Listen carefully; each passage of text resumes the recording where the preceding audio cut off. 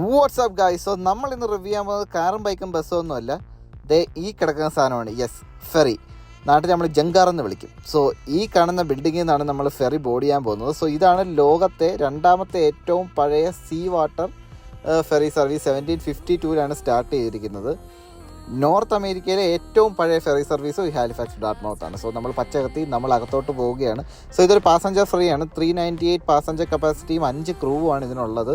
So നമ്മുടെ ഫെറിക്കകത്ത് നമുക്കൊരു safety plan കാണാം. അത് കൂടാതെ തന്നെ ഒരു ലോഡ് ലൈഫ് ജാക്കറ്റ്സും കാര്യങ്ങളും കൊടുത്തിട്ടുണ്ട്. നമ്മുടെ സൈക്കിളിന് ആവശ്യമുള്ള കാരിയേഴ്സ്, സ്റ്റോളേഴ്സിനെല്ലാം വെക്കാനുള്ള സ്ഥലം കൊടുത്തിട്ടുണ്ട്.